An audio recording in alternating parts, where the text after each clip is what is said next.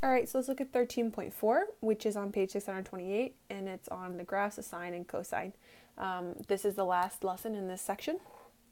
Okay, and I detail in the notes about the fact that trig functions are periodic, which means that eventually the trig function values will repeat after a certain amount of time, every single time, like a pattern similar to repeating decimals. Okay. So keep that in mind when we're going through the important characteristics that we need to find and use in order to graph sine and cosine.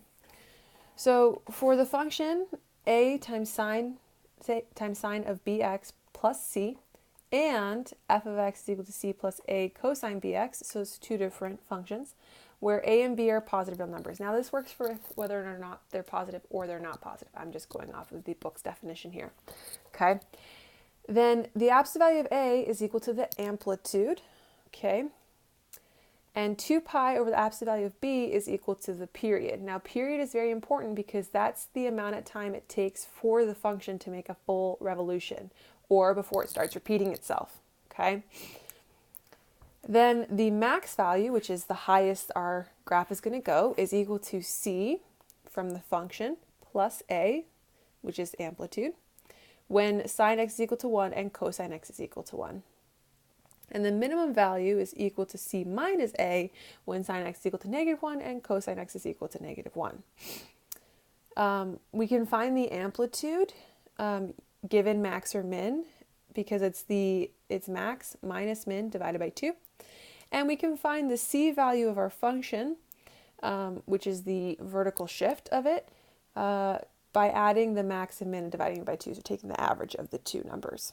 Okay, and those are all important things to keep in mind for when we're graphing, so all of these are very important. So let's start off with the basics. Let's start off by graphing our basic y equals sine x plus 0 function. Okay, so first thing you notice, c is 0 here. Okay, we want to find amplitude. Amplitude is the absolute value of a. A here is just 1, so amplitude is 1. And period is 2 pi over b, but b is just 1, so period is just 2 pi. Now, what's so important about this is that the period tells us how long it's going to take us to make one full revolution. So for our graph, I'm going to mark this right here as 2 pi. Now remember, our unit circle is divided into 4 quadrants, right?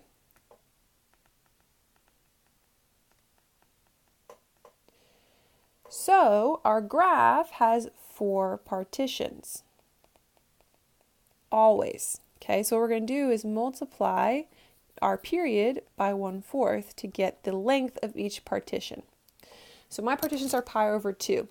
So I'm going to start at pi over 2, and I'm going to add that to get my next one. So the first partition or first section is pi over 2 right here. And then this is going to be pi over 2 plus another pi over 2. So this is going to be 2 pi over 2, or pi. And then we've got 2 pi over 2 plus pi over 2, so this is 3 pi over 2. And then add that, we get 4 pi over 2, or 2 pi, which is our period. So perfect. Okay?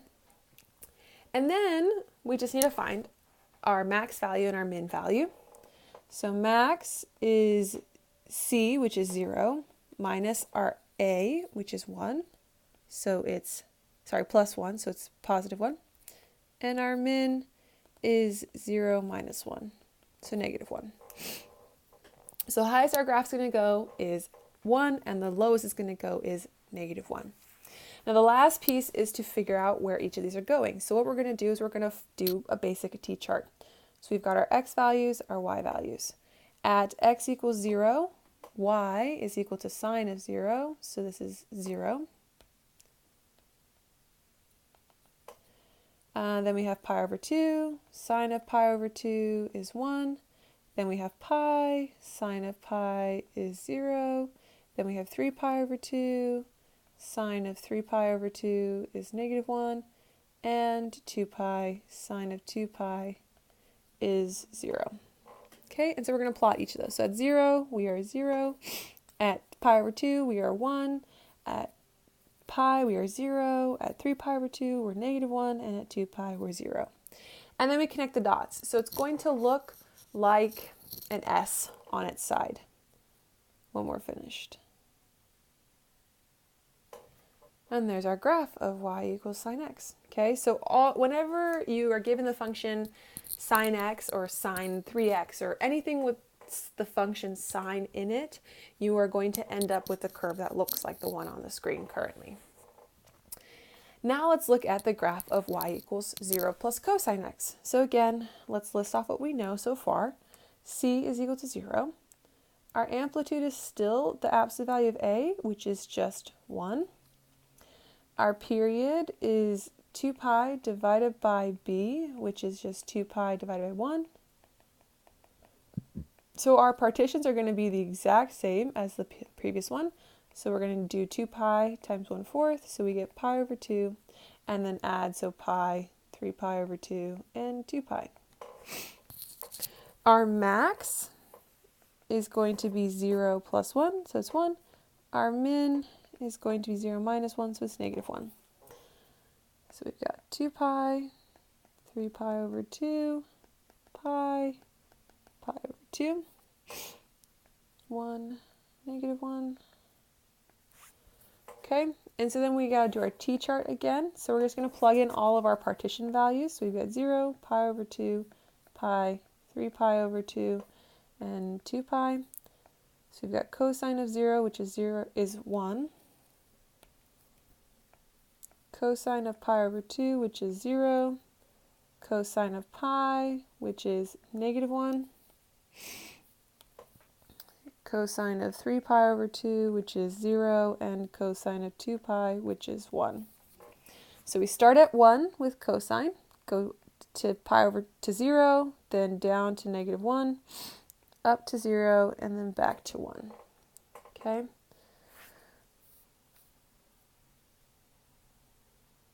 And so there's our curve for cosine. All right, and so whenever you're given cosine and you need to find the graph, it should look like a bowl. All right, let's try a different one. Okay, so now we're looking at y equals 2 cosine pi of 2x. All right, so first things first, we notice that we're adding a 0 here, so c is 0. Amplitude is absolute value of a is 2 here. So we've got 2 for our amplitude. Our period is 2 pi divided by pi over 2. So this ends up being 4 pi over pi, or just 4. Our partitions are going to be 4 times 1/4, so 1 in length. So we're going to get 1, 2, 3, and 4. And our max value will be 0 plus 2. And our min value will be 0 minus 2. The last thing to do is to figure out our y values for our x values. So we've got 0, 1, 2, 3, and 4. And so we have 2 cosine of 0 is 2. 2 cosine of pi over 2 is 0. 2 cosine of pi is -2. 2 cosine of 3 pi over 2 is 0, and 2 cosine 2 pi is 2.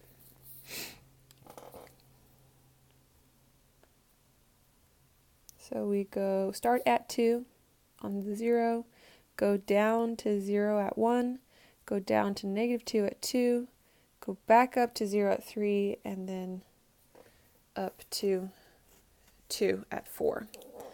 And then we graph.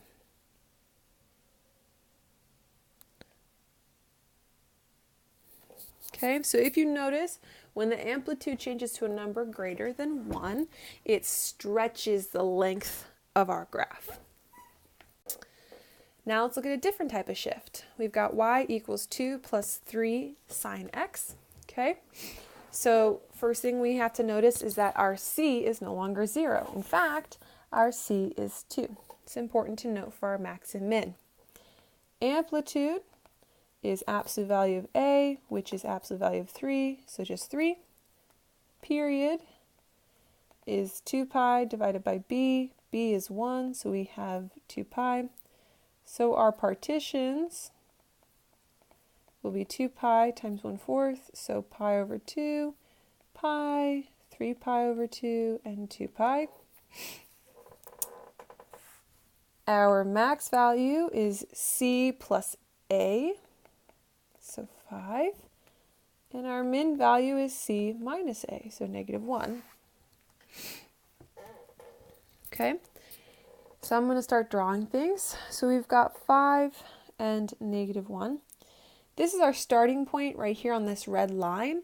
And what we're going to do is we're going to draw a dotted line at 2.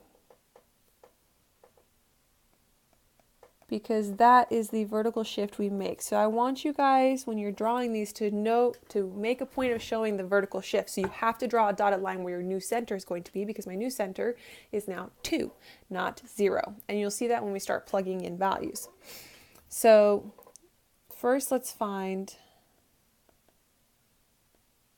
0, pi over 2, pi, 3 pi over 2, and 2 pi. At 0, we've got 2 plus 3 sine of 0, so this is just 2.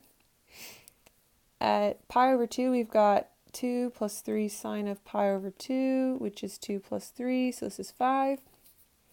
At pi, we've got 2 plus sine of 3 times sine of pi, so this is 2. At 3 pi over 2, we've got 2 plus 3 sine of 3 pi over 2, so this is 2 minus 3, which is -1. And at 2 pi, we've got 2 plus 3 sine of 2 pi, which is 2.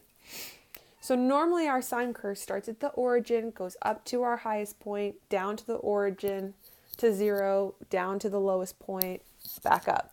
Instead, we're going to move up. So I'm going to draw my tick marks on here. And these are labeled pi over 2, pi, 3 pi over 2, 2 pi.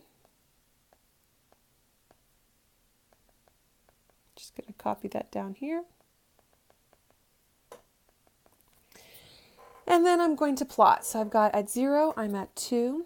At pi over 2, I'm at 5. At pi, I'm down at 0 again. At 3 pi over 2, I'm at -1. At 2 pi, I'm back at 0. And so then I graph.